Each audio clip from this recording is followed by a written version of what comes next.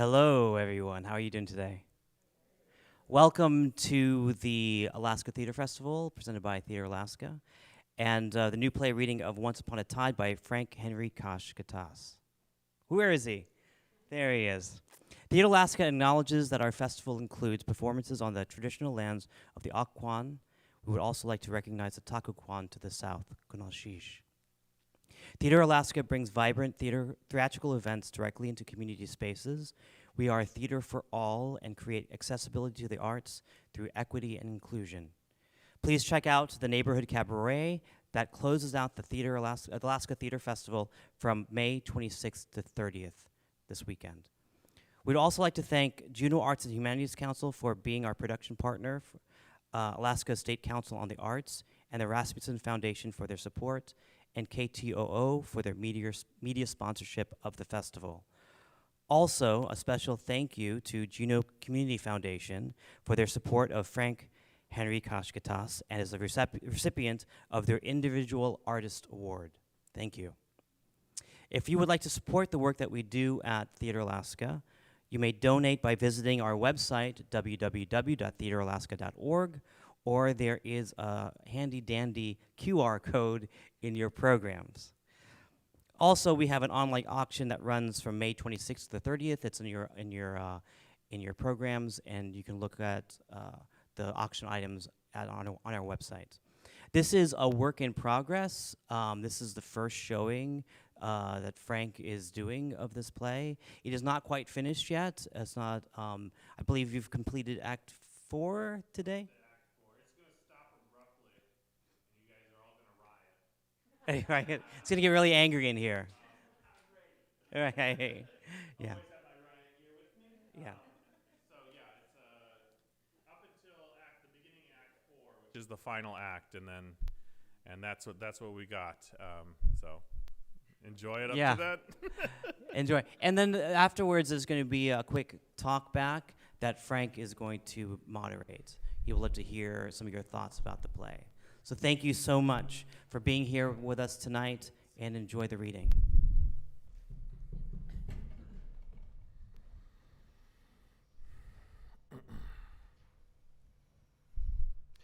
Once Upon a Tide, full-length play by Frank Henry Kosh-Katas.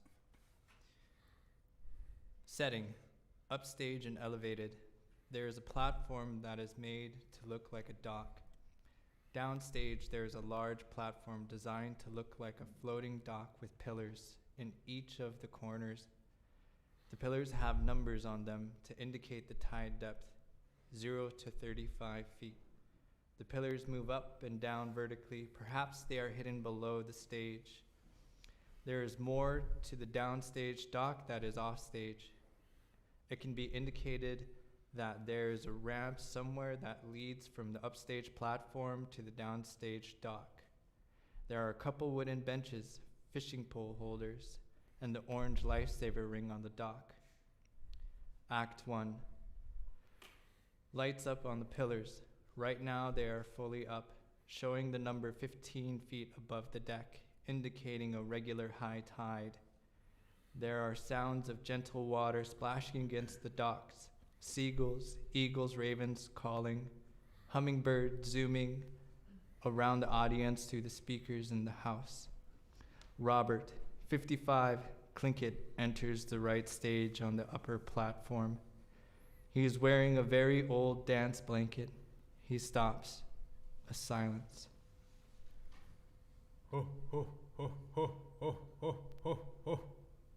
Robert starts dancing, slowly moving on the platform stage left. There is no music. At first, Robert is dancing hard. Slowly, the pillars start to drop. First down to 10 feet. Robert slows down. Down to 5 feet. Robert stops and appears lost. Then starts back. 0 feet.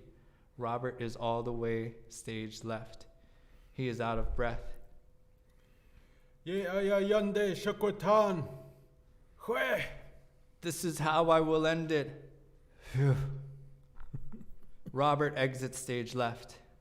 Just as Casey, age 35, Plinkett, mixed ponytail, wearing jeans, nice fleece, fancy inflatable life vest, enters on downstage dock, stage left. He is carrying a kayak paddle and sets it down, and he takes off his life vest. He looks out towards the audience and freezes. He quietly sneaks off stage, comes back with a .22 rifle, lays down, starts making a seal call. This goes for a while.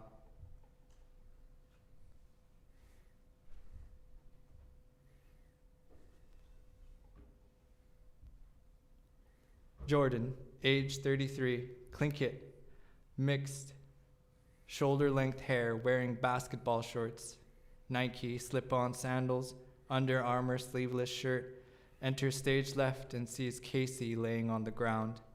He puts on some sunglasses and lays next to Casey. Casey takes the sandals off of Jordan and makes a makeshift stand for the rifle. Dawn, age 30, Tlingit, mixed, dressed in a business suit, dark sunglasses with an expensive light jacket. Enters stage left, grabs Casey's life jacket, sets it on the bench and sits on it. Casey fires the low caliber .22 rifle. Jordan sits up. Dawn lowers her glasses to see better. Shucks. Dang, dude. How did you miss that? That seal was like 20 feet away. No, that was more than 20 feet. At least like 50. 50? I could have thrown the rifle and hit that thing. I was waiting for it to take a deep breath in. That was embarrassing. Inspecting the rifle. I must have bumped the scope or... How'd you go for using a scope anyway? Iron sights, iron sights. How many times did Dad tell us that scopes are just gonna get in the way? Well, he'll be back, I bet. Casey stands up and puts the rifle away. Come here. Casey helps Jordan to his feet and gives him a hug. Couldn't concentrate with your stink feet wafting in my face while I was trying to shoot anyway. Stink feet? My feet are clean, boo. These socks are fresh. Are they though? Yes. Fresh. So fresh. Then you gotta get your feet fungus figured out. I think I can smell them from here. Well, fine. Maybe not like today fresh, but like within the last few days fresh. Jordan gives Dawn a hug next. Ew, no. If your feet stink that bad, God knows when you showered last. Too bad. Casey joins in on the hug. Oh, you worried about your fancy new coat, sis? I wonder what this is that I was laying on in the dock. Raven, seagull, mink shit? Probably all of those. Eee, knock it off. Mocking. Knock it off. Knock it off. They all start laughing. Dawn hits both of them in the arm and wipes their arms after hitting. Dawn fakes like she's going to hit them both and they flinch. 2 for flinching. Dawn hits them both on the shoulders again. Robert then enters from the upper platform, from stage left, slowly towards center. Stops and looks down, pulls out a handgun from his coat. You didn't wipe off the punch. Jordan and Casey both punch Dawn on the arm. Mean. Robert blows out a puff of smoke. Stay away. Dawn, Casey, and Jordan all look up stage at Robert. Jordan and Casey wipe off the punches from Dawn's shoulder. Robert fires the handgun. You idiots almost scared off that seal. Dawn, Casey, and Jordan all hit the deck. Son, go ahead and grab that one. Who? Me or Casey? Either one. I don't care. Whoever has that canoe over there. It's a kayak, not a canoe. Huh? I said it's a roto-molded polyethylene Who kayak. cares? Just hurry up before my dinner sinks. Okay, sorry. Mimicking. It's a kayak. It's a kayak. I know what a kayak is. Stares at me with big eyes. I'm not as dumb as you look. Casey exits stage right. Look at him, forgot his paddle. Casey enters back. Forgot my paddle. Jordan hands him the paddle and Casey exits. Isn't he supposed to be the smart one? Dumbest guy I ever seen. Maybe he's the smartest dumb guy. Oh, be quiet, you. To Dawn. Donna, baby, come help your old dad down this ramp. Okay, Papa. Dawn points to Jordan's chest. Oh no. Jordan looks down and Dawn flicks his nose. She runs off stage right, laughing. Good one, baby. Thanks, Papa. To Jordan. You, where's my smoke? Huh? Don't act like you didn't hear me. Don enters on the upper left platform from the stage left, a little out of breath. What are you, winded? No, it's just. Just nothing. See? Working in that tribal office got you lazy. No? God, no. Didn't you see how fast I sprinted up here? Still fast. Plus, I'm doing Pilates and yoga 3 times a week. Hey, sounds like witchcraft. Want to get strong? You go sit in the ocean and throw rocks around. Don starts helping his offstage left. It helps with my chakra. They are now off stage. Jordan is looking downstage and laughing at Casey, paddling to get the seal. He starts throwing rocks to splash Casey. Chakra, you jump in the water and that'll shock you. If you weren't so darn beautiful, I'd make you start doing push-ups. Don and Robert are now on the lower dock. She is still helping him walk. Sees Jordan throwing rocks. Hey, dummy, quit throwing my rocks around. Hand me that. Jordan hands him the rock from his hand. This is a shice found with a low tide by the river. This is like a really cool rock, and you're just throwing it around. Give me 20. I don't got my wallet on me. Not 20 bucks. I know you're broke. 20 push-ups. Is that enough, baby? 50. 35. Deal. Now hurry up. Jordan kneels down and starts doing push-ups from his knees. Knee push-ups? What's wrong with you? Looks out towards the audience at Casey. You still wrestling with that seal? Hurry up. Robert throws the rock and makes a big splash. Dad, come on, you almost hit me. What's wrong? Almost scratched your moldy polymorous kayak. I think he said molded polyethylene kayak. Nobody asked you. Start over. What about your cool rock? Got 1 million of those around here. Robert then sits on Jordan's back. What did I say? Polyamorous. What's that? Think it means many wives. Oh. Eee. That's enough now. What you been watching on TV? Nothing good anyway. Casey enters from stage left. He is wiping his forehead. I went ahead and hung it up over there to bleed. Made sure to thank him. Robert stands to walk stage left to check it out. Thank who? The seal? It's not like he swam over here and said, You don't know what to do. I think that's exactly what he did. You didn't just get lucky. The seal knew you were all going to be here today and came to us. You show some respect. sorry, Pop. Don't just be sorry. Learn that. You understand?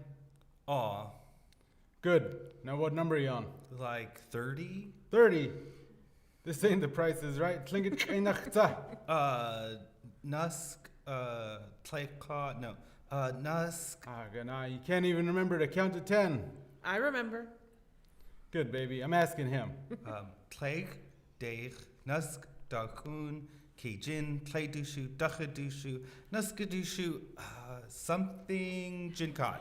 Did you just say something? What did he forget, son? A gushuk. Gushuk, I can never remember 9. Tashwasa. It's okay, son. Jordan starts to try to do another push-up and can't. You're good now, son. Sit up. Robert gives him a hug. Missed you. To Casey and Don now too. Missed all of you. He opens up his hug to them all, then sits down. Now, where's my smoke? Dad? What? I thought you quit smoking. I did. At least cigarettes. They all look at Jordan. What? I hate repeating myself, son. Why would you assume I have weed? Aren't you a drug dealer? No, I'm a poet. But don't you sell weed? I mean, I have some, but I'm not selling it. I'll give you some. Even better. Jordan hands Robert a plastic baggie. Robert smells it. Second best smell in the world. Ew, Dad. Oh, then what's the first? Cedar chips from Carbon. Oh. Bunch of perverts, just like your mom. Ew. Robert laughs. I'm pretty sure smoking pot isn't any better for your lungs than cigarettes. Says who? Scientists. I read it in a scientific journal. Bull. It's true. Here, let me Google it. Casey pulls out his smartphone. What's it say? No internet. It says I'm in Canada. Down south, cell phones don't work here. Just get a burner phone from the gas station. I might have an extra one in the Subaru. They all give him a look. Why you got extra burner phones? For my business? Poetry business? Maybe. Putting phone away. Anyways, I read it in Scientific Magazine. Scientists think cannabis smoke is actually worse for your lungs. Probably some scientists who told us to eat dairy and wheat. Now everyone's allergic to everything and they all act surprised. Seriously, I have celiacs. And I have cataracts. This might help. So my hands are shaky. Who wants to roll one for their old dad? Me? Here, baby. Robert hands the bag down to Don. What? That's my weed. I should roll it. I can smell your breath from here. I don't want you licking all over the paper. Casey. And I saw you miss that seal just a few feet away. Your hands are shakier than mine. Robert holds up his hand and it is shaking bad. I'm kind of terrified your hand is shaking like that and you shot right above our heads. Yeah, good shot though. Also, you have seal blood on your hands yet. Casey looks at his hands. Jordan is trying to smell his own breath. I swear, I just brushed my teeth. To Don. How do you know how to roll anyway? Dad used to have me roll his cigarettes when I was younger. I got quite good at it. It made me very popular at parties in college. That's not why you were popular. Hey, don't talk to my precious daughter like that. She's innocent, right, baby? That's right, Papa. Now quit distracting her. Don finishes up rolling a joint. She hands it to Robert, who puts it in his pocket. Well, aren't you gonna spark it up, Sparky? I ain't Sparky. And no, I'm gonna give it to your mom later when she sneaks me some fried chicken. Mom's here? Yeah, your mom, Kathy. Kathy ain't our mom, Dad. Well, she's my wife. I thought that wasn't legal because you were technically still married to Mom. That's where I've heard polymorphs before. Not funny, Dad. You're right, but she's a nice lady, and we love each other. She's been taking care of me while you were all too busy for your old dad. To Don. You were always working, too busy trying to connect to your chakra to connect with your old man. I told you I had to go to Juneau to help lobby for the tribe. I guess I'm not your tribe. To Casey. I worked underground, busting my ass in the dark as hell, pulling out chunks of gold for other people's wallets just so you can go to school down south.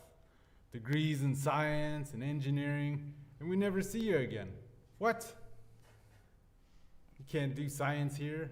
No engineering here? It's not that easy, Dad. I teach at a college, and if I want tenure... Don't tell me about tenure. I lost 10 years of my life breathing in dust underground. Tenure? I told everybody what you were doing becoming a scientist because I thought you would take that knowledge and come home, teach other people. To Jordan. And you, did you think I forgot about you? I was hoping so. I put my neck out to get you that job on my cousin Ed's boat. Not even a week into it, he calls me up asking where you went.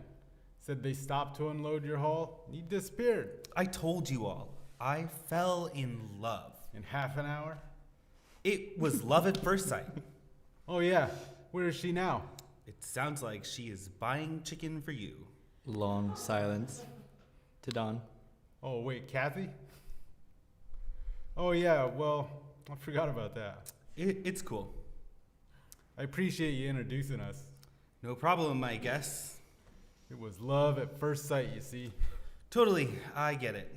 Anyways, where was I? You stole Jordan's girlfriend, then tried to marry her? Oh yeah. So Kathy and I fell in love, and instead of going back to Ed's boat, you decided to start selling drugs. I decided to become a poet. Isn't that what I said? In so many words. I'm a legit rapper, y'all. You are, and then rap something. I can't without Don and Casey start beatboxing. a beat. Hot playing goodness cheese, fuckers. So here I sit, my pop's in the fam, my rap's legit, and damn. Like I was saying, you're a drug dealer. I don't love you any less. But this doesn't give you a right to judge me. I've earned my keep, have I not? No, you have. Respect, Dad. We owe you so much, Papa. So that being said, I'm happy you're all here right now. I do know you have busy lives. I've never wanted to burden you. Kathy's been a good wife and takes care of me real good.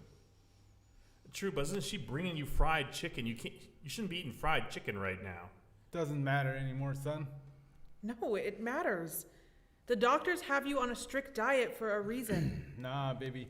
I said it don't matter anymore because it doesn't matter either way. That's it. Yeah, except you've been saying this is it for a few years now. This time I mean it. I stopped taking my daily medicine a few months ago. Few months? Dad, I've been visiting you and bringing you poetry a few times a week. You said things were looking better. Well, for me they were looking better. To the doctors, not so much.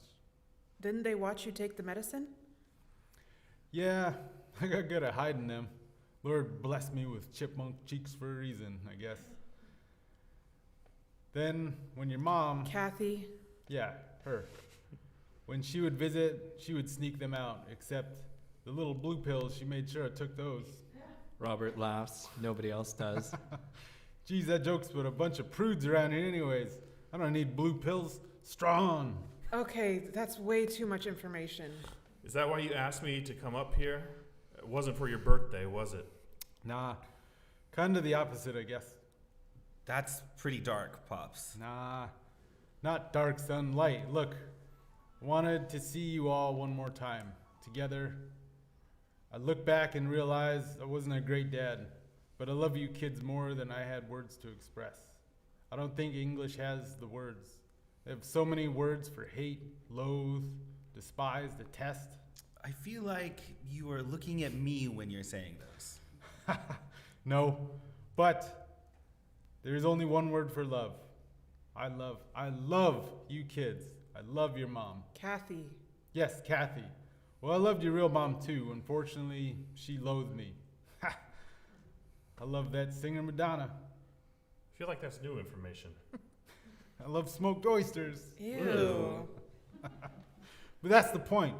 I love some of those things, but I wouldn't give my life for smoked oysters. That's debatable. But you bunch, I would give anything. I did give everything. Even when your mom, Kathy? nah, your real mom, she ripped my heart out. I knew I had to work twice as hard to make sure you're all happy. I was strict. Didn't just let you go run around wild. Even when you cried, so and so is going camping and I really want to go. Nope. You got mad, stayed home, and watched movies as a family. So much Sylvester Stallone. Too much, really. Not possible. I don't even know what it's like to be gay.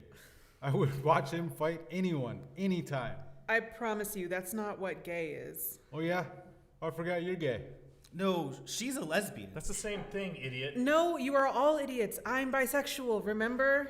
Oh. I remember that now. Anyway, how I feel about you bunch, that's different than smoked oysters. That's different than Kathy or your mom. That's different than Sylvester Stallone. I love you all. Love you too, Papa. Love you, Pops. Ik zeg gaan iets. I'm happy to see all my babies here. Together, healthy. Robert takes a very long pause. The kids then look at him. You all right, Papa? Here, grab his arm. Jordan and Casey grab his arm to help him sit down. I don't need your help. Let go. Robert pulls his arms away and sits. Stubborn. That's where you get it from. Pinecone doesn't fall far from the tree. Robert pulls out a tiny Pepsi can from his pocket. Now I know that isn't good for you. It's made of corn. We invented corn. Clinkets didn't have corn. Don't talk back, you. To Jordan. Maybe you're right. The pine cone doesn't fall far from the tree. Sometimes that tree is lucky and gets to watch those pine cones grow up. As they grow, the roots of the saplings intertwine with each other. With the parent tree, they say those roots hold each other up through storms, through winds. But eventually, a parent tree must fall. That gives more sunlight to the saplings so they can grow taller. The parent tree may be gone, but below the surface of that tree's roots are still there, holding the hands of that smaller one as they grow tall. Their roots grow closer to each other, healthy. Robert closes his eyes. Dad? Robert wakes up. Oops, dozed there. What were we talking about? Trees, I think? Trying to remember. What about them? They are rotten sometimes and die. Oh yeah, dead trees. Silence. What about beetles? Beetles. Sometimes trees get bugs and die. I think he's talking about spruce beetles. He missed the metaphor, I think. You got bugs again, Jordan? Robert starts itching. Never seen someone get bugs so much.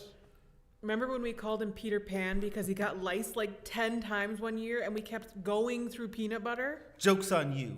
Peanut butter feels great in your hair. Makes it very shiny. Sometimes I still put it in my hair. That's the smell. I thought I smelled peanut butter. Shampoo is for suckers, Casey. If you followed me on Instagram, you would know that. I think you left it in too long. I feel like it's attracting bugs. I'm tired of bug talk. Makes me itchy. They all start itching. Enter Kathy, 32, Clinket mixed, dressed in a nice jacket and form-lined leggings. Carrying a bag of chicken, she enters upper platform, stage right, and crosses to the center and sees them all itching. She starts scratching. Stay away. That's enough now. They all stop. So which one of you brought up bugs? Hey, Kathy. Jordan has bugs again. No, I don't. Again, Jordan. Good grief. How many times does that make now? I haven't had bugs in a few months. Kathy crosses down the ramp, gives Dawn a big hug. You look amazing. Here, I wove you these earrings. You too. Love your earrings. Goodness, sheesh, I won them on a Facebook raffle. Lucky. I know, right? Kathy gives Casey a hug. Hey, Kathy. Case, happy you made it in okay. Yeah, easy flight. Good, good. Who was your pilot? Nick. Oh, I love Nick. He's a good one. Kathy turns to Jordan. Kathy, Jordan? no hug?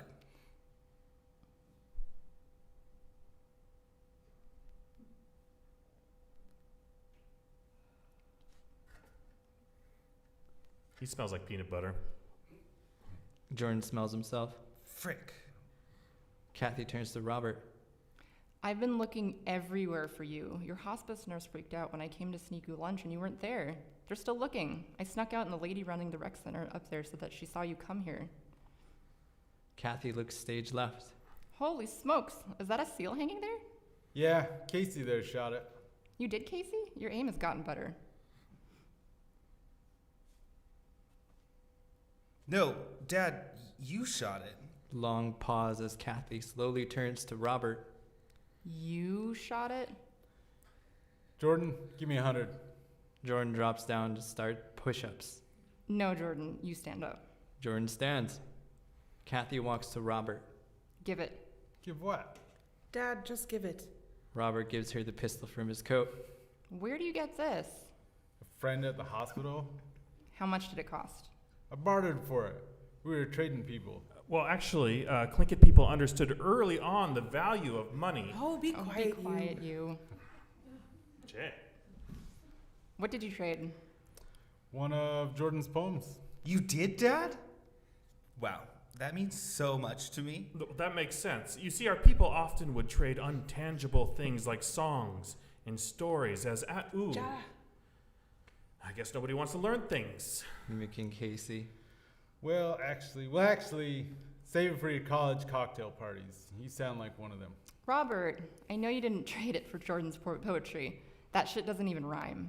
It doesn't have to rhyme to be poetry. It does if you want to be a rapper.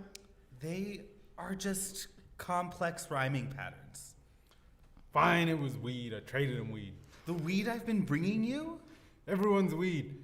You see, your people believe that our holy mother Earth. Ha-ani. Don punches them in the arm and wipes it off, but Robert closes his eyes. You better not die down here. Have to drag you up that ramp. Robert opens his eyes. It's a miracle. Hallelujah. I could leave without one last bite of those thighs, those legs, those... We get it, Dad. Nah. Kathy hands him the bag of chicken. We gotta get you back to the hospital before they send the VPSO out here looking for you. Looking at the ramp. How did you even get down here? To Jordan. Jordan, would you go grab a wheelchair from the rec center? I ain't riding in one of those things. Well, you can't walk up this ramp. Your lungs can't take that. I'll swim back then. You learned to swim? No. Here, I got an idea.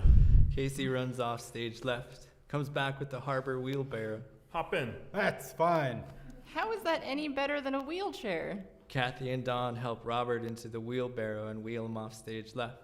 Casey goes to grab a paddle, life jacket, and raffle. Off stage, Jordan, come grab the seal. as exiting, Why do I have to do it? This is Casey's seal. Casey starts to exit. Lights shift. Casey turns towards the audience. He takes out his rifle. He is dancing as if he is searching. Dawn and Kathy come out on the upper platform with drums. They start playing a double beat drum, very slow. Out comes Jordan. He is dancing like a beast. Casey doesn't see him at first. Jordan hides in the shadows. The drum beats pick up. Pillars raise to show 20 feet. Jordan finds the paddle and Casey has sat down. He holds it above his head. Casey turns to see the paddle. Jordan has stopped in front of the ladies. Casey goes down to one knee and fires at the paddle. The paddle is lowered. Drumbeat picks up. Then Jordan lifts the paddle even higher. The ladies sing in a high. Hey, oh, hey. Robert comes dancing out in a blanket from the top of the show. He ends up in center stage, between the two ladies and lined up with the paddle. Casey fires again. The paddle barely drops. Drumbeat picks up. The ladies add a vibrato to their voices. The paddle is raised even higher. Jordan now takes the paddle and pounds it on the floor with it. Casey then takes it off his life vest, hands the rifle to Jordan. Hoocha! Hoocha! Casey turns to the audience and goes to his knees and starts to join on the song. He's holding the life vest out in front of him. Robert takes off his blanket and hangs it from the railing on the upper platform, in a higher tone over the singing. Tashwasa, tashwasa, ega achtuwuyak ea idat, achtuwuyak e, achtuwuyak e, huchigawuya kunachsin, achyatki, shutuga khadati. It's okay. It's okay. I feel really fine at this moment. Yes, I am happy. As I'm coming close to you in my final hour, my kids, I am thankful. The light shifts to the pillars. Everyone exit except Robert and Casey. Dark Nadine, Dark Nadine. The tide is up. Yes, the tide is coming up. Robert raises his hands and the pillars start to rise to show 10 feet. Yun kat uwada.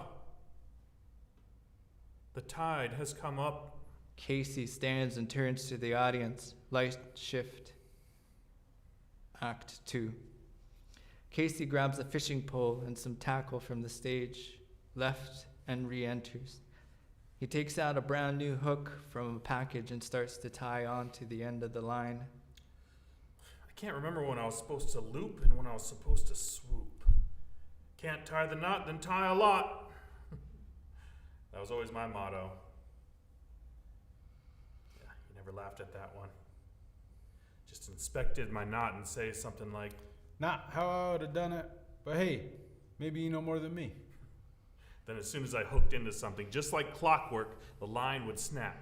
Sometimes I'd try again just to be stubborn, but eventually I would ask you something really basic like, do I wrap the end around the main line 7 or 8 times? And then he'd reel in the line real slow. Slow and low. Slow and low. Then pick up my hook, pull out his knife and cut it off completely. Then use a file from his tackle box and sharpen the hook. He always said, The hooks don't come sharp enough. Too dull. Fish don't want to bite no dull hook. It'll hurt their lips. They'll see a dull hook and tell everyone that. If you don't care enough to take care of your hooks, then you probably won't have enough respect to take care of any fish when you catch them. then you take your time and tie the hook on right. Strong. Strong. Sharp. Sharp. Casey has finished tying the hook on. He casts out. Good cast, son. Casey starts to reel in. Now reel in. Low and slow, son. Low and slow. Casey lowers the tip of his fishing pole and reels in, low and slow. Oh, not that low. Not that slow. Casey snags bottom and his hook is stuck. Come on, shucks. Casey starts walking off left and right on the dock, trying to find an angle to get the hook unstuck. Fucker, motherfucker, god damn it! Casey throws the pole off the deck. Casey sits down on the edge of the dock and stares off. His anger turns to sorrow. Robert exits off stage right. Jordan enters stage left wearing a suit jacket. Yo, there you are. People asking where the F you been. Kathy is a mess. Dawn is running around trying to throw this funeral together. I've been microdosing mushrooms for 24 hours. That's not microdosing. Yeah, no shit. I think they could use your help. Then go help. I tried. They asked me to unstack chairs, and I accidentally put them all in a row in a spiral, which I still think might be a more efficient way for people to sit. Dawn didn't agree, though. So she sent me to find you. I saw you earlier and I told you I was coming down here to fish. Oh, that was you? That makes more sense. Catch anything? Casey shakes his head no. Lose anything? Casey nods yes. Yeah, bruh. We all did. Beat. Need a hug? Casey looks at his brother and nods yes. They hug. Casey squeezes tight and yells into the coat shoulder of Jordan, then lets go and walks away. Jordan looks at shoulder. Oh, sick. You slobbered all over my coat. This was Dad's. You dick? Sorry. Nah, it's cool. It'll wash off. Jordan lays down on the dock and reaches down to grab some water to use to wipe off his coat. He does this once, then just stares intensely at the water.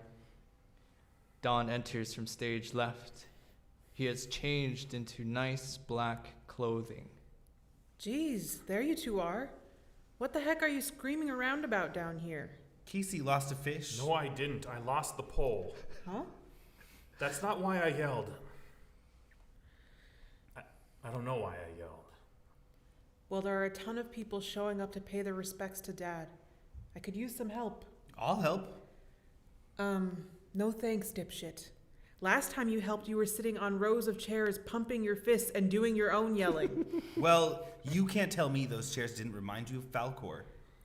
Just turn around and keep staring at your reflection. Jordan turns back to look at his reflection in the ocean. Robert comes out in the audience to Casey. So can you just put on something decent and come help me for a bit? I can't. I don't have anything to wear. I didn't know I needed to pack for a funeral, keeping a funeral in mind. Ask Kathy for one of Dad's coats or something. That's what I did, until you slimed it. Jesus, maybe it's best if he just stays down here. Well, I'm staying down here too. Come on, Casey. I could really use your help. Kathy has the will and needs to talk about. I'm not fucking going, okay? Jeez, I don't want to see anyone. I don't want to talk about the fucking will. I just want to sit here and fish. With what? My fishing pole. What fishing pole? The one I threw in the ocean. Why'd you do that?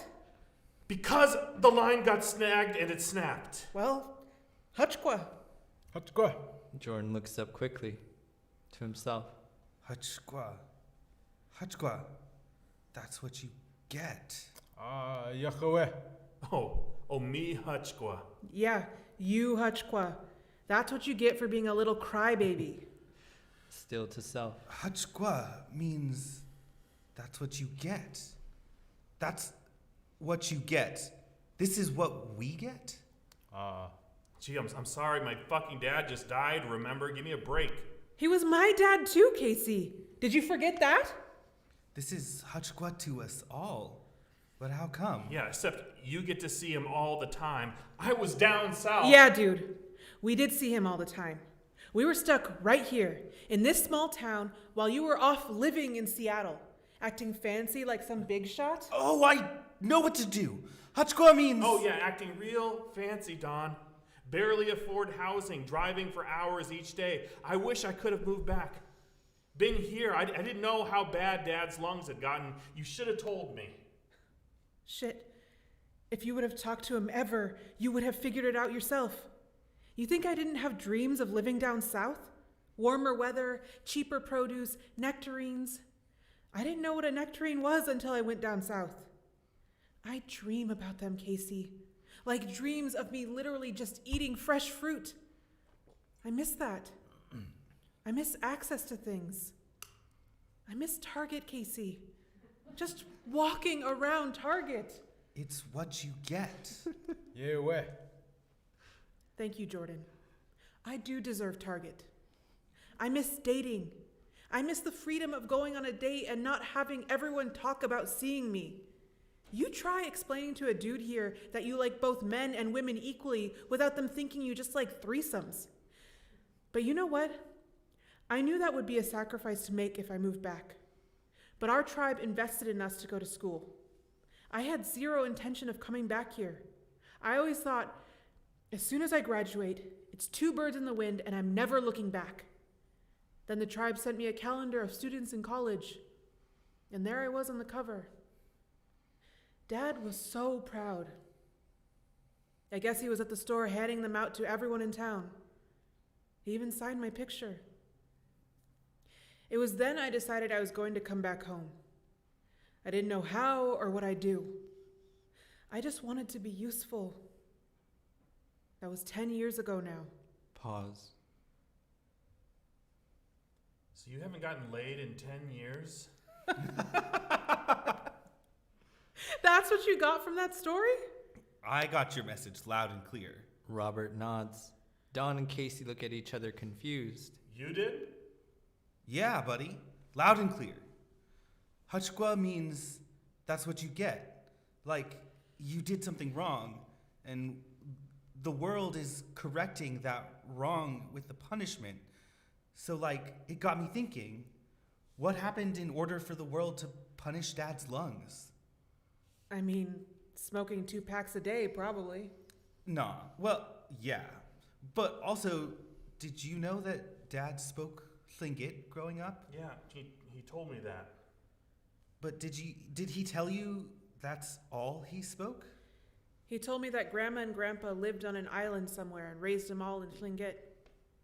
He told me that he remembered his parents waking him up and telling him to go hide in the woods because they would see a steamship coming down the channel.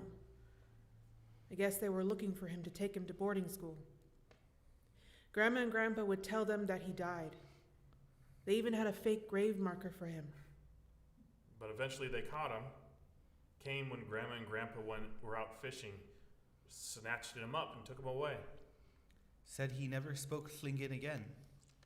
Every time he'd try, it felt like a rope tightening in his chest. Couldn't breathe. Well, I think that's what turned into cancer. Well, actually, COPD isn't actually cancer. It can cause... Spare us, Billy Nye. I'm not short of breath. He can breathe again now. Don and Casey have looks of concern. How?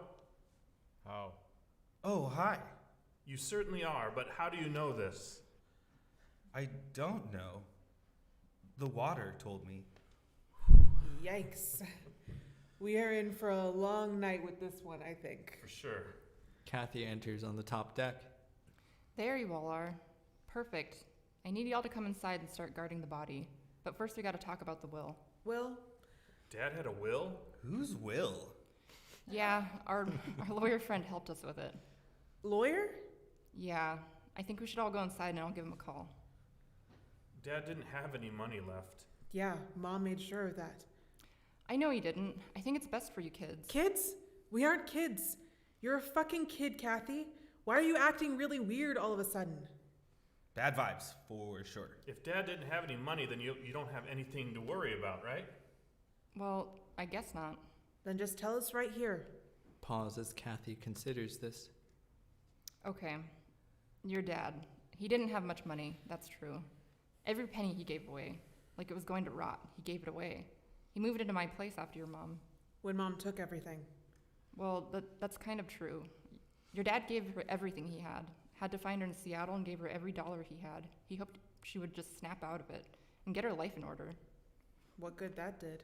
Come on, Don. Mom is doing much better now. Couldn't get any worse. Stop!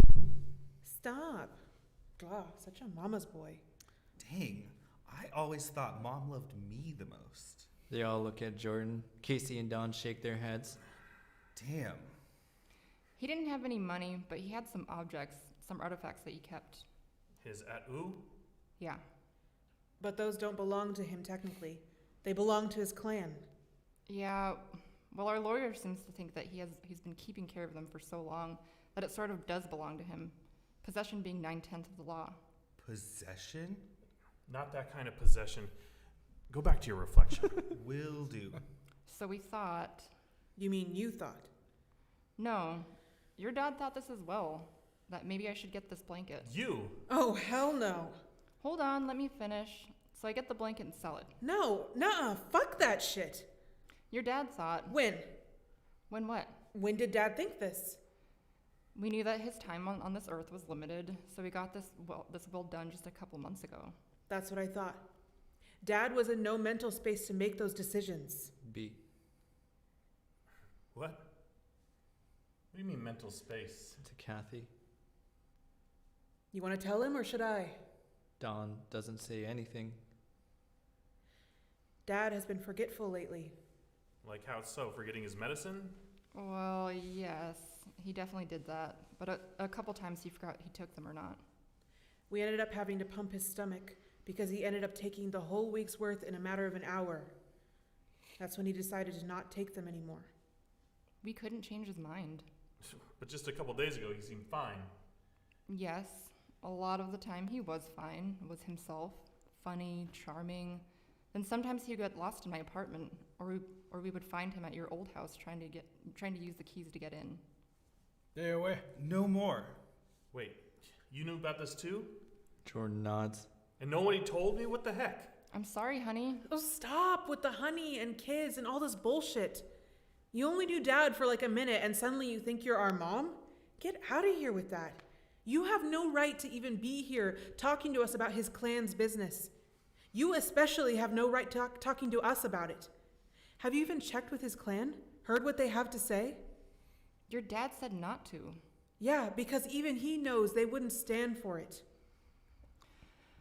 Well, he wrote in the will that they would have first dibs to buy it back, maybe at a discount. I have the estimate here, and similar blankets have sold for tens of thousands of dollars. That one is over 100 years old, perfect condition. I've already contacted a couple of museums, but I'll wait for the 100-day party. Silence. Chatsui shande nachtu yati. I too feel grief.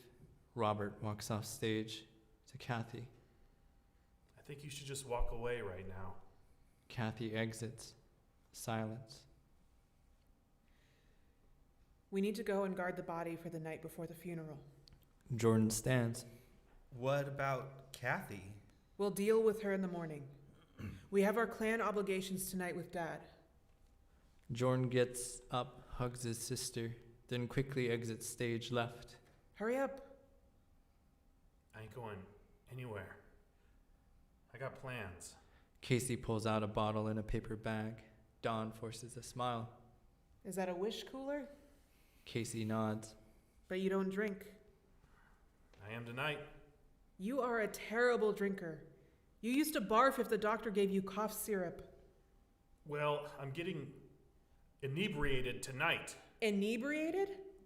Oh man, give me that. No, it's mine. Let me see. I want a swig. Casey hands her the bottle.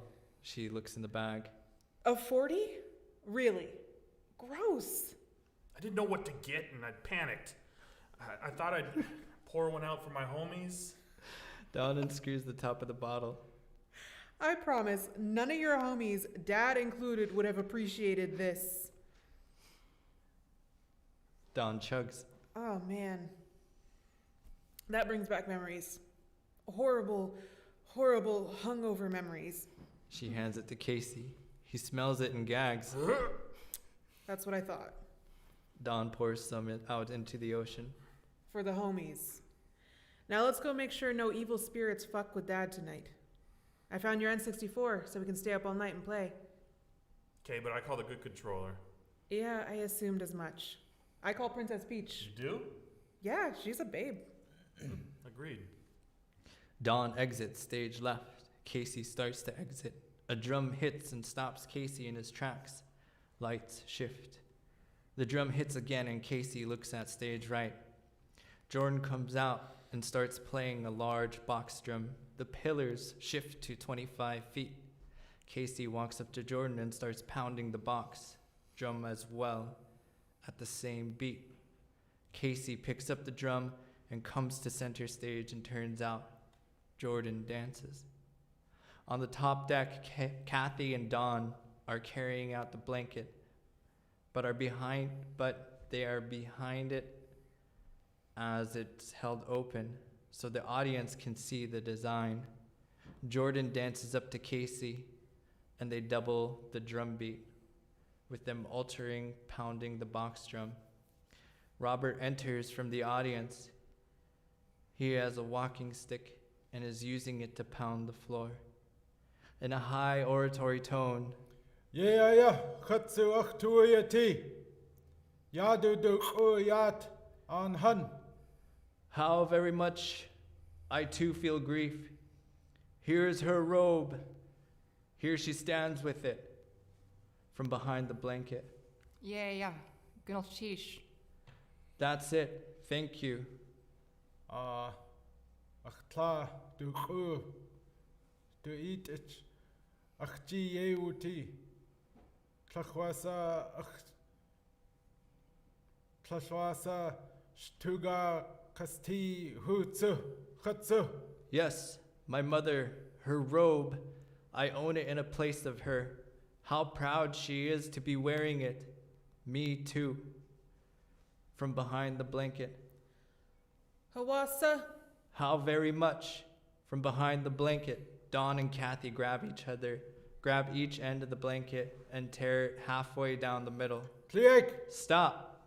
Robert falls to his knees. Jordan stops drumming.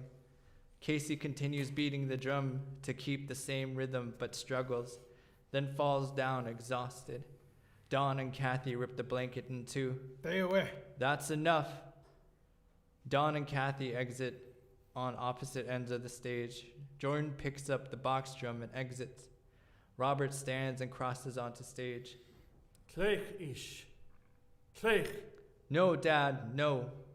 Klachwasa. It's okay. Robert exits the same side that Kathy did. Lights shift. Act 3. Jordan enters from the top deck, stage left carrying a podium. He has slicked his hair back and is now wearing a bolo tie. When he speaks Tlingit, sometimes he has a hard time pronouncing the sounds. Don and Casey entered next to him on the top deck, stage left. They hang the blanket on the railing for everyone to see in front of the podium. Dawn has silk form-lined scarf and is wearing her glasses. Casey is now wearing a nice vest with buttons on the edge. Kathy takes the folding lawn chair and sits in the upper deck, stage left, wearing black, and sometimes takes out a big wad of toilet paper to wipe her eyes. Ho ho, ho ho, ho ho. Gunnil Chishu Han on Yutku Sani. Thank you all, noble people of the land. Robert enters from the back of the house and into the audience. He then tells the audience members to answer, gives them words to say. If they refuse, he can use fake voices. Oh, I'd like to recognize Sunny Huss. I'd like to recognize my Lishku Huss. my grandparents' people. Ish Huss. My father's people. Ganesh Chish, Yigoyakun. Thank you. Be brave. Have courage. Oh, first off, free Leonard Peltier. Jordan raises his fist in the air. Nobody Okay. responds. Okay, give native people their land back. Silence. Woo!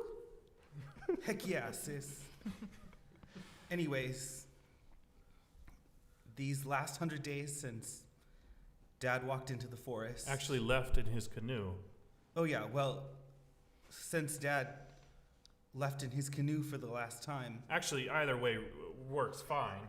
Don elbows Casey in the ribs. Okay, I'll stop. Thank you. I mean, gonna cheesh.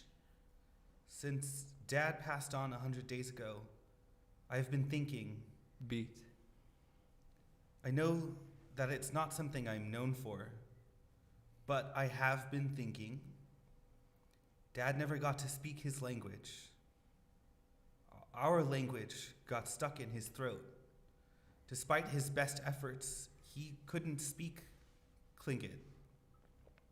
He said he could still understand it, but even then he felt his throat closing up and his heart beat. Adrenaline. Like being in a fight with yourself. He said he still thought in Tlingit sometimes.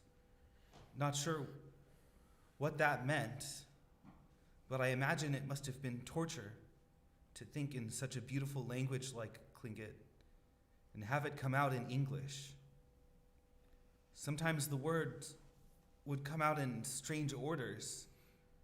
The teachers would laugh at him. Whenever he would try to explain a thought, it was like the two sides of his brain were fighting for the right way to express himself. So he decided it was easier to just be quiet. Easier for people to just think he was just quiet and dumb. Dad wasn't able to speak our language, this language on our land.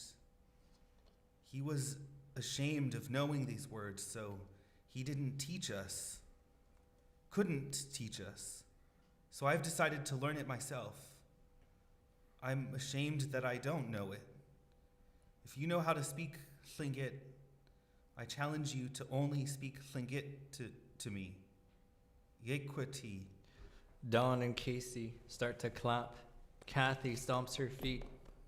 Jordan starts to cross the stage, but then stops and goes back to the podium. Oh yeah, I almost forgot my poem. And this was going so well. You don't have to, bro. Yes, I do. I spent all morning on this. Agan. This is titled Walkin' for Rest. I wrote it before I learned it can be also called leaving on the canoe for the last time when someone kicks the bucket. Jesus, take the wheel. Walkin' Forest by me, Jordan, aka George or Blinks. I stop my walkin' for a rest. As I walk through this forest, panting, hollowed in breath, still living in fear of the dark, a phony pony express, a nightmare as I coast into my final resting stop. Alas, at last, pull off the gas because it's my final frontier. Now close shop. I overhear that over here there ain't no entrance without warning, revealing that there's no Paul to revere, a Saturday morning, the final year on this cycled sphere, tranquil silence distilled golden. I steer, my time stolen, I'm molten, but like a rock. Forgive me for being too ignorant to ignore this igneous talk. We're blessed. The Lord giveth, all the same the Lord taketh away. Every moment of this mission-filled, lifelong, intermissionless play, quieted quicker than a flea in a sea of a glacier silt-fed bay. But anyway, every and any way is the right direction. if you're lucky enough to be the Almighty's nightly selection for perception. Objection. I know it's hard to think of yourself as an object without affection, a formaldehyde-tied frog laid out, contemplating dissection. Rejection. The last direction of this trail could ultimately fail to reach the other end of this big bad forest. Brush closing in all around us, making passage seems porous. But please, I don't want to hear no poor us, because in my heart there ain't a trace of confusion. I trust you will choose to have faith that this dead wolf walking reaches conclusion. I do, but you already knew, so that ain't no new news to you. Everything to give, knowing nothing to lose. So please don't heave divine damnations up to heaven. Patience will pay, like watching fresh bread rise and then leaven, ultimately becoming stale and beginning to crumb. A terminal outcome, to succumb as you approach kingdom come. A final sum in a dark forest with no sun. King me when the games stop being fun. But that's life, son. Stopped dead in my tracks like a sockeyed salmon in our damnation. Flip me over upside down now, because for now, I'm well done.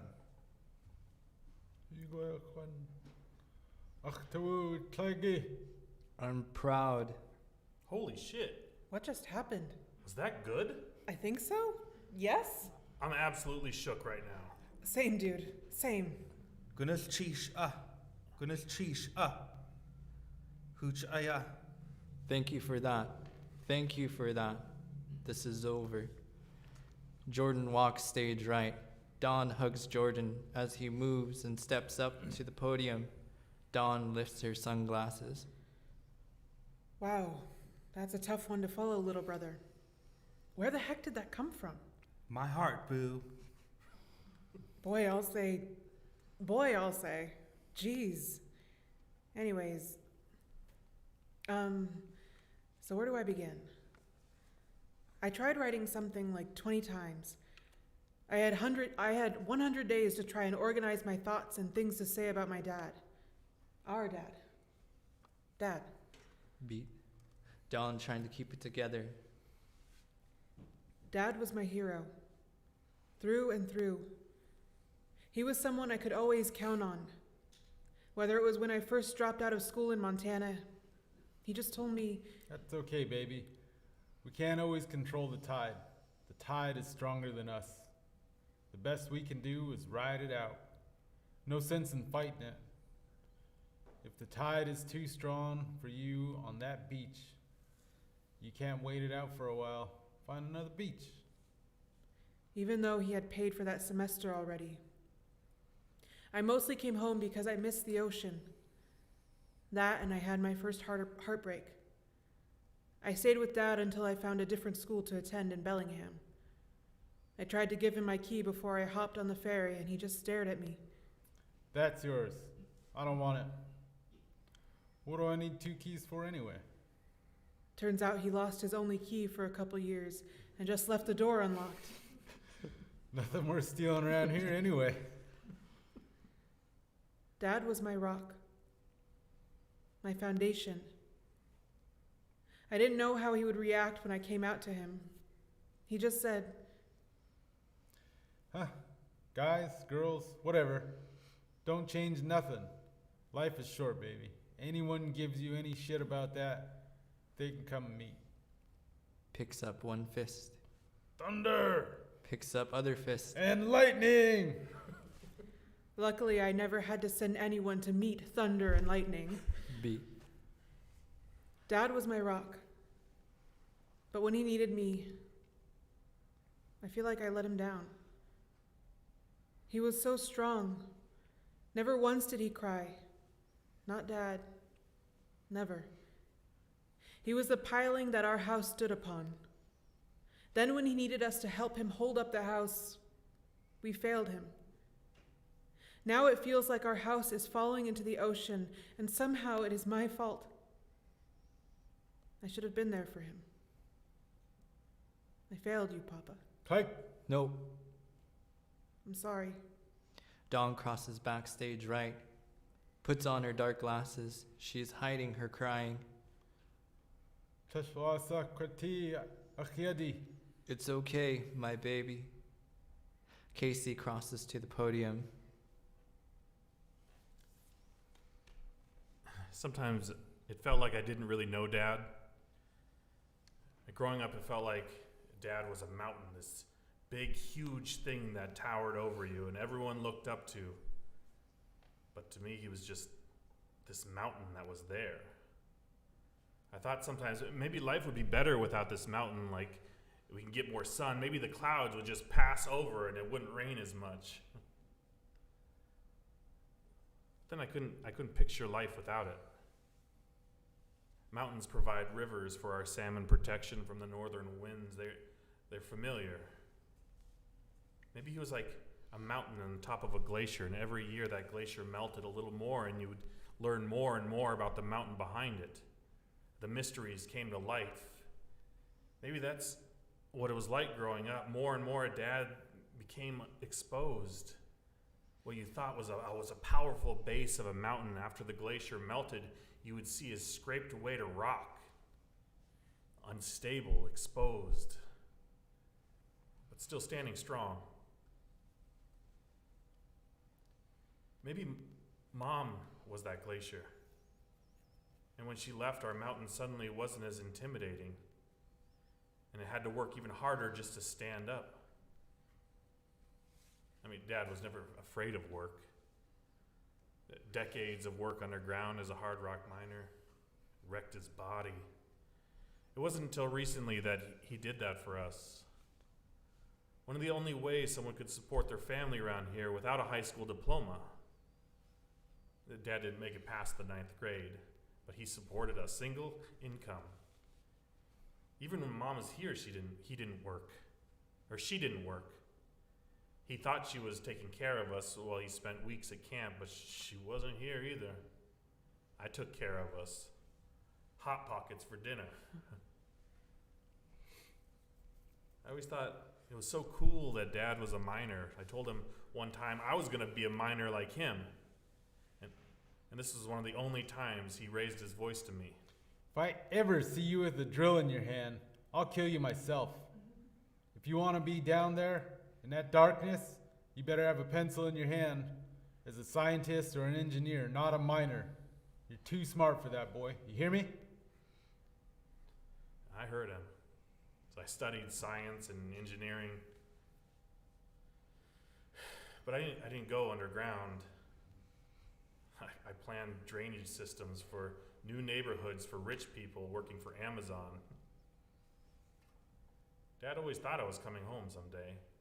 Silence. Casey stops, quickly exits stage left. Dawn follows and knocks over the podium. Casey, Kathy stands up and is looking stage left and exits. Jordan goes and picks up the podium. He stands up, looks at the blanket, grabs it, and quickly exits stage right. Lights shift. Robert walks onto the stage and turns to the audience. Oh, go away. A, Yeah. a long time ago, Raven was walking along the beach. Oh, hold on, sorry, that was Robert. My mistake.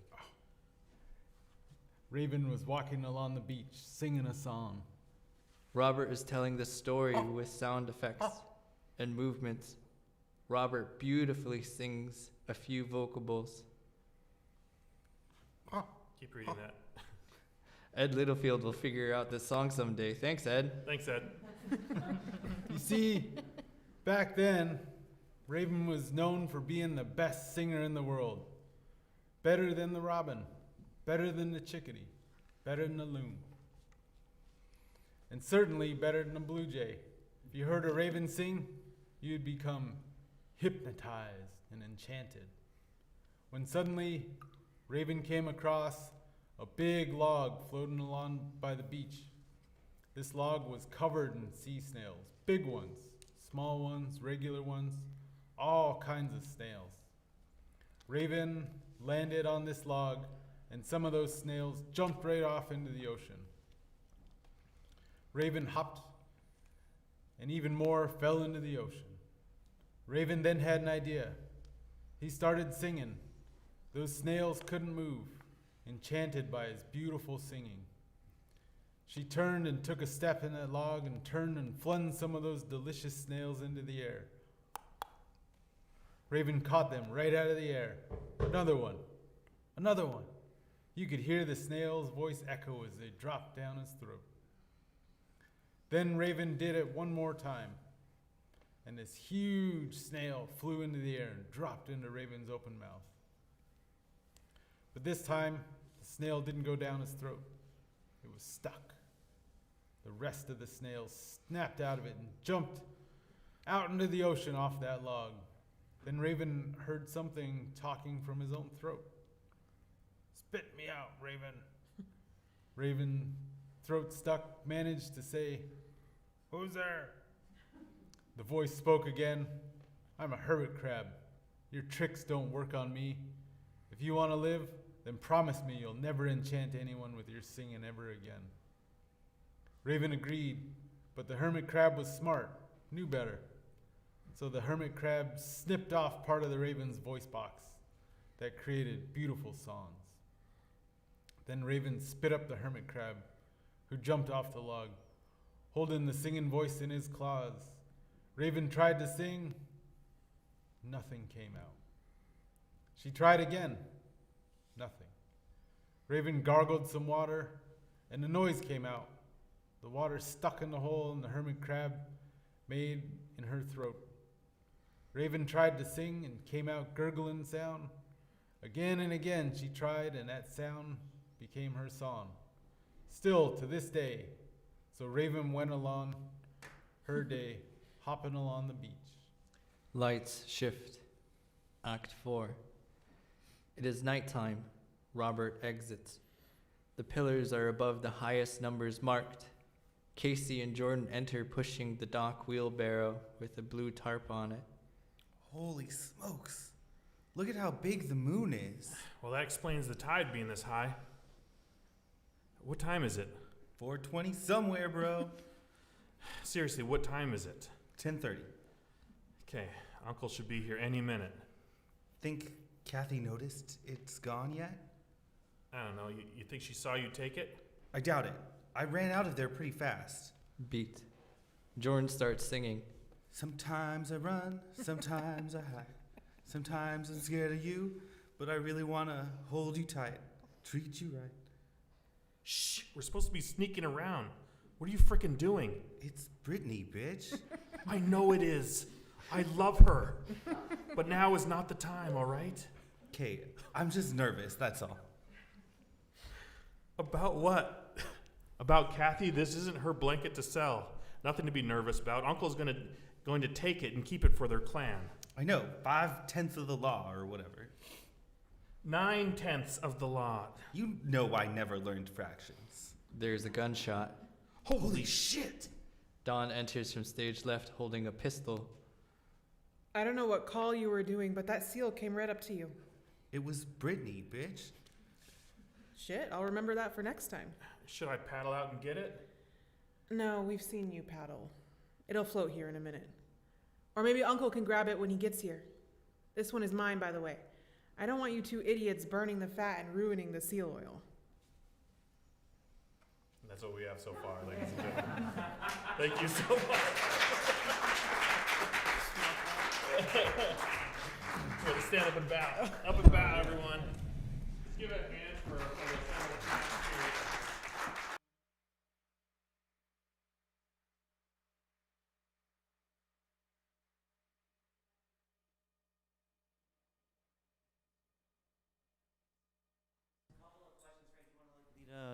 Yeah, so questions? Yeah. thank you so much. Give it to Flordelino and Theater Alaska for giving this opportunity. You can stomp or clap.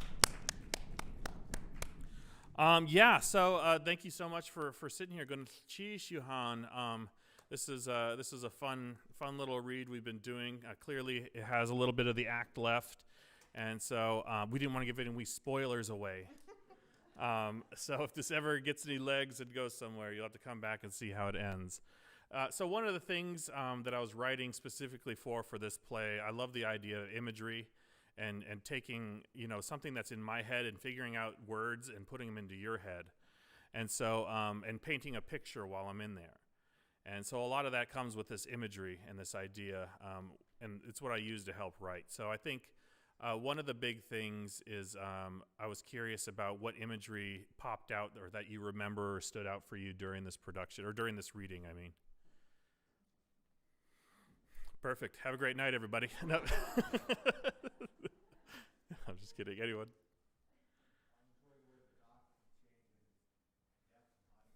Yes. Yeah, the dock, I think, well, it's Once Upon a Tide, and I was trying to think of how to show the tide. And, a lot of this, it's like I drive by a dye pack real slow and try to look out there. And sometimes you'd see, you see the numbers written on the sides of docks to show what the depth is. And so that was something that jumped out, and then it kind of occurred to me this could be an indicator of time as well. So.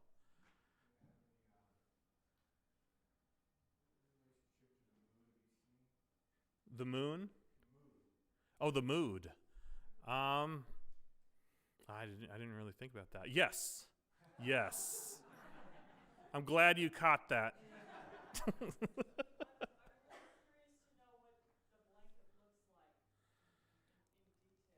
Me too. Yeah. Whatever I could afford. And it's I kept it kind of open on what the blanket or the robe is. One of the things I'd like to do is keep authenticity for it and support Indigenous artists through the process. So it'd be like, who could we hire out to start weaving stuff, and with enough advance notice to get some sort of blanket or something up there. But yeah, I think I kept it pretty open too. And I wanted, since it's clan material, a lot of times I kept the clan kind of ambiguous, and even if it was eagle or raven, I kept that kind of up in the air because it'd be like, what can we find? But yeah. Yeah. Was the raven story a clan story or your story? I just made it up today. Yeah. So it's my clan's story from now on. Yeah. What's the significance of? I got the idea when you tore the robe in half. So does that mean that the value is gone for the money wise? Kind of. Well, there's a couple of different things in there. There's certainly a cultural perspective of it, and then there's the idea of that this blanket. It's almost like it's metaphorical. All the dancing is all metaphorical, and it's telling what's happening. So the house or the family is going to be split in half. And so that was the idea behind the blanket. But also, one of the things that happens at a ku'ich after the 100 days is sometimes they cut up a blanket and they give it away. So that's also part of the significance there. Yes?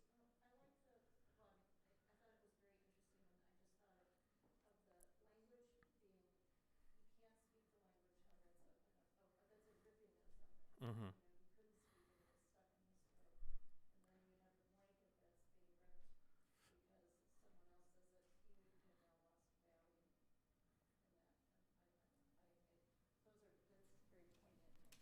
Oh, awesome. Yeah, it's sort of a freeing moment, I think. And a lot of... Yeah.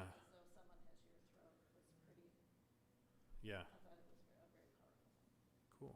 Yeah, I think, and it is interesting within, now that he's sort of this presence that's out there, he's able to speak, think it freely, I think, and so that restriction is gone. And it is, thanks for stepping up, Herb, I forgot to give you that warning. But so what's going to happen in that moment where I have audience members out there is that the character Robert is in the audience, and he'd go up to you and tell you what to say. So he'd say, like, say Gunas Chish Ah, and they're like, what? Say it, Gunas Chish Ah. Oh, okay, great. And so the audience is giving that the reception back, I think. And it's a given response, a call and response, give and take from the audience, which is something that we lose a lot of times, especially within like a Western theater format. So I wanted to keep that aspect of the performing arts and oratory, and how to implement that into the thing is is have Herb out there yelling at people to yell back at the actors. Yeah. The significance of the fishing pole, of you throwing it, was that letting go of your father, or? Yeah, I think it's showing some of the disconnect, I think, from Casey and Robert. You know, he's distanced from him, and so he's trying to use these lessons to reconnect with his father, and he can't remember them. And I think that frustrates him. So there's certainly some metaphorical aspect there too. I really enjoyed the first scene, or just the build-up. It was like almost like smoke signals, like the comedy and just I don't know. I felt like it was the first time I watched Smoke Signals. Yeah. It's like I'm the only one laughing all the time. Yeah. It's got this like whole village vibe to it. Yeah. That like I don't know. I grew up with that, and I don't know. I feel like us as Native Americans, it's like you come out of the womb and your family's like, we're gonna roast them right now. Right. What took you so long? Yeah. Put it back in. It's not cooked right. Yeah. I think. I wanted to show how close the relationships are, and in my head, the mom is left, and she's. We haven't gotten to it yet, but she's.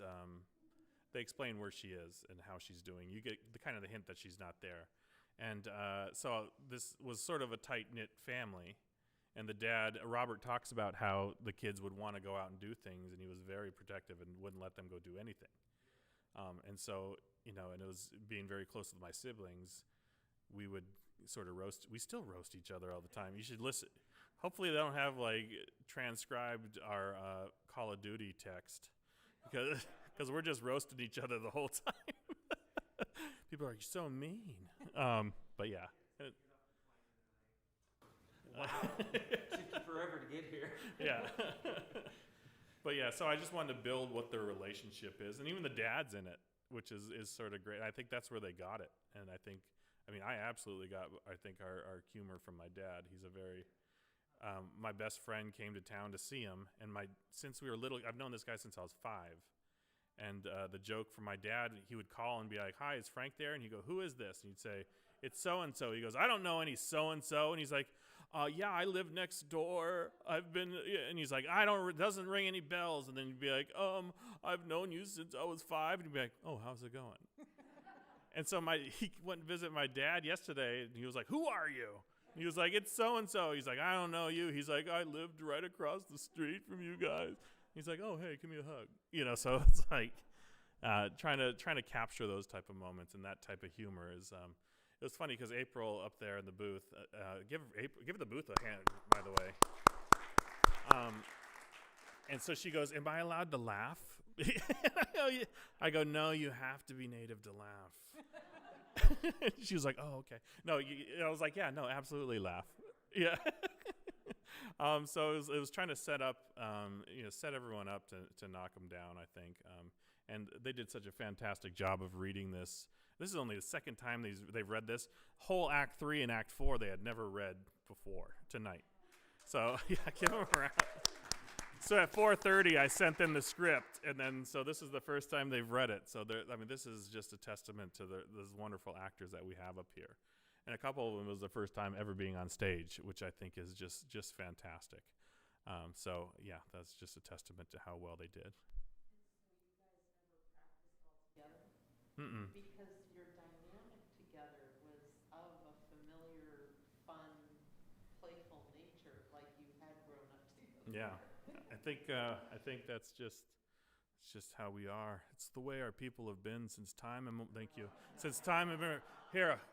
Thanks for bringing that up. No, I think they just did a fantastic job. The actors, we were all here together. Our stage directions by Conrad Frank.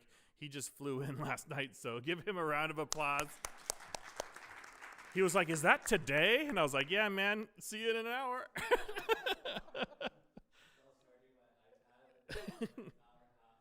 Yeah, I was like, "Oh, by the way, bring an iPad." He was like, "Okay." Well, yeah. Go ahead. So this might be naive, but is in your vision then is the narrator part of the production?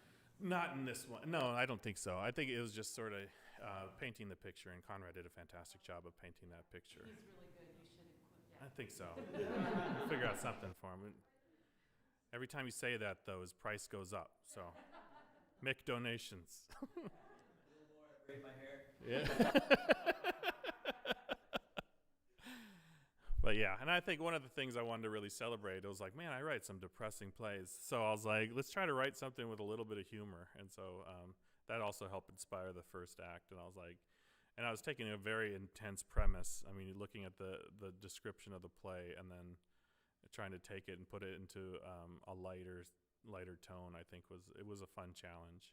And it's like, they're laughing. By the way, I'm dying. They're like, what? So yeah, that was an interesting challenge with this piece, I think. Provided a little bit of that levity. What's that? Sorry. I said I thought Jordan provided a little bit of that levity, you know, the interplay of the dad with the son and then the siblings with him. You know, some of it just kind of just makes you laugh out loud. Yeah. Yeah, it's very funny. Very good reading. My price is going up too. Oh, what are you doing? Tell them how bad they were. You did a fantastic job, and it was funny stuff. Anything else? Oh, I appreciate it. Yeah, and keep an eye out. And like I said, it was a great opportunity from Theater Alaska, and generally you don't share a piece at this stage. But, if these actors are going to be up here some of them never acted before and showing that sort of bravery, Annie B sharing her work last week as a new playwright, if they're going to be that brave, then I have to be that brave. So I was going to show this work. It was incomplete. And yesterday we had a very great talk afterwards about where part of this direction of this play can go, because I wanted to know, have that collaborative aspect, and these actors had the ownership of these parts, so they should absolutely have a say in where they should go. And Nawea said, I want to steal that blanket. And I go, let's steal that blanket in Act 4. And tying it with some of the ideas, because I have it all outlined already, so tying it with some of the ideas I already had. But yeah, it's been a fun couple days. Thank you very much. Yeah. Thanks.